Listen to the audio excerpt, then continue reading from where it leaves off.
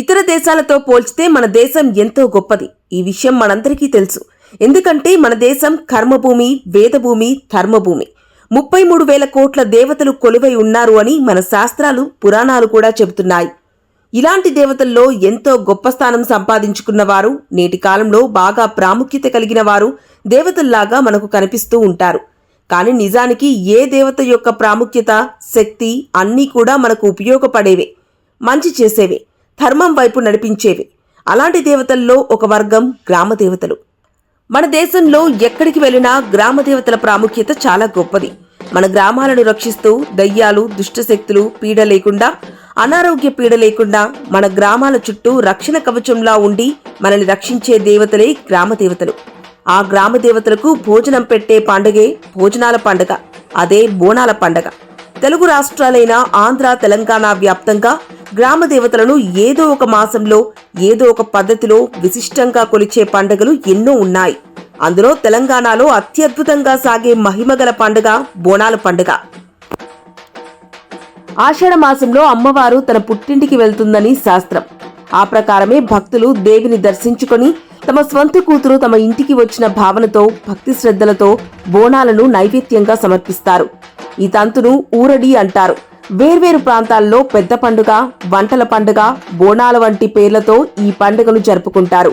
బోనాల సందర్భంగా పొట్టేళ్ల రథంపై అమ్మవారిని ఊరేగిస్తారు. ఈ పండగ రోజున దుష్టశక్తులను పారద్రోలడానికి ఆలయ ప్రాంగణంలో కోడి పుంజులను బలి ఇవ్వడం ఆనవాయితీగా మారింది. ఆషాఢ మాసంలో వచ్చే ఈ బోనాల జాతరలో విందు, రంగం, ఘట్టం అనే ఈ 3 అంశాలు మనకు పండుగలో భాగమవుతాయి. ఈ వీడియోలో మనం ఈ 3 అంశాలతో పాటు మిగిలిన ఆసక్తికరమైన విషయాలను కూడా తెలుసుకునే ప్రయత్నం చేద్దాం. సంప్రదాయం ప్రకారం ఎక్కడా తగ్గినట్టుగా ఉండకుండా నిండు పట్టు చీరతో, రంగురంగుల గాజులు, బొట్టు, ఆభరణాలతో ఒంటికి పసుపు పూసుకొని పవిత్రంగా తయారై మహిళలు ఈ పండుగను అత్యంత భక్తి శ్రద్ధలతో జరుపుకుంటారు. కొత్త బట్టలు, చిరునవ్వులకు తోడు కొత్త కుండను కూడా ఉపయోగిస్తారు. అమ్మవారికి బోనం ఈ కొత్త కుండలోనే తీసుకువెళ్తారు. భోజనం లేదా బోనంలో ఏముంటుంది అని చాలా మంది సందేహపడుతుంటారు. పవిత్రంగా వండిన అన్నంతో పాటు పాలు, పెరుగు, బెల్లం, కొన్నిసార్లు ఉల్లిపాయతో కూడిన బోనాన్ని కూడా తయారు చేసి మట్టి, ఇత్తడి లేక రాగి కుండలలో ఏర్పాటు చేసుకుని తమ తలపై పెట్టుకుని డప్పు చప్పుళ్లతో దేవి గుడికి వెళ్తారు. పసుపు, వేప నీళ్లను దారి పొడవునా చల్లుకుంటూ పవిత్రంగా తీసుకెళ్తారు. మహిళలు తీసుకెళ్లే ఈ బోనాల కుండలను చిన్న వేప రెమ్మలతో, పసుపు, కుంకుమ, బియ్యపిండి, ముగ్గుతో అలంకరించి దానిపై ఒక దీపం వెలిగించుకొని నెత్తిమీద పెట్టుకుని జాగ్రత్తగా నడుచుకుంటూ ముందుకు కదులుతారు. ఎందుకంటే అమ్మవారికి సమర్పించే బోనం అత్యంత భక్తి శ్రద్ధలతో నిష్టగా వండి అంతే పవిత్రంగా గుడికి తీసుకెళ్లి అక్కడ నైవేద్యంగా అమ్మవారికి పెట్టాలి. అప్పుడే ఆ అమ్మవారు చక్కగా ఆ నైవేద్యాన్ని ఆరగించి ఎంతో సంతోషంతో పులకరించిపోయి భక్తులను ఆశీర్వదిస్తుందని శాస్త్రం చెబుతుంది. తోడుగా తమ భక్తికి చిహ్నంగా కాగితం, కర్రలతో కూర్చబడిన చిన్న రంగుల తొట్టెలను సమర్పించడం ఆచారంగా వస్తుంది. అమ్మవారి సోదరుడైన పోతురాజు గంభీరంగా, బలశాలిగా ఉంటాడు. ఒంటిపై పసుపు, నుదుటిపై కుంకుమ, కాలికి గజ్జెలు కట్టి ఎర్రని దోతిని ధరించి డప్పు వాయిద్యానికి అనుగుణంగా ఆడుతాడు. ఫలహారం బండి వద్ద నృత్యం చేస్తాడు.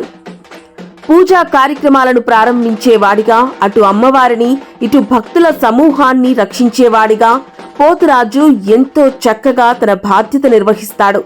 కొరడాతో బాదుకుంటూ వేపాకులను నడుముకు చుట్టుకొని అమ్మవారి పూనకములో ఉన్న భక్తురాళ్లను ఆలయంలోని అమ్మవారి సమక్షానికి తీసుకువెళ్తాడు.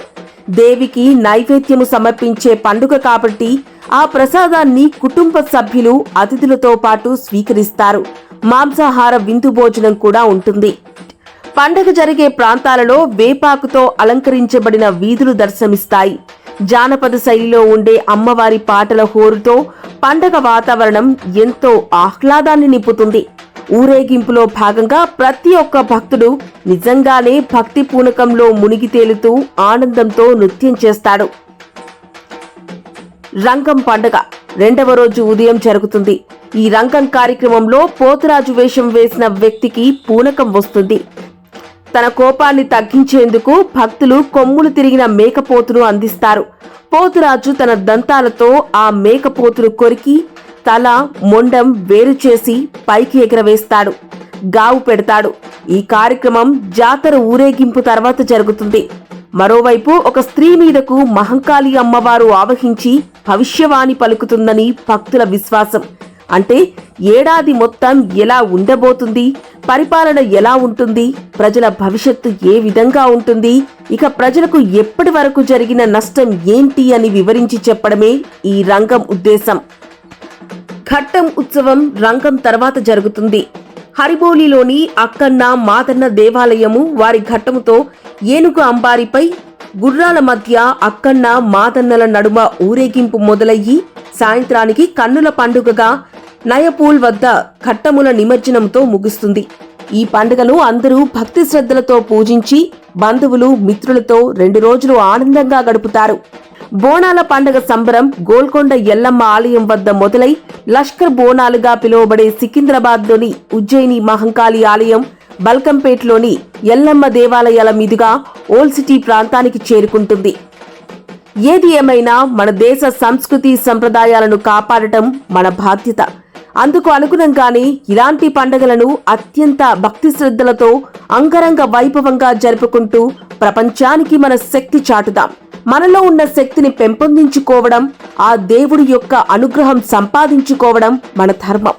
ఈ వీడియో మీకు నచ్చినట్లయితే లైక్ చేసి, కామెంట్ చేసి, షేర్ చేయండి. Thanks for watching this video.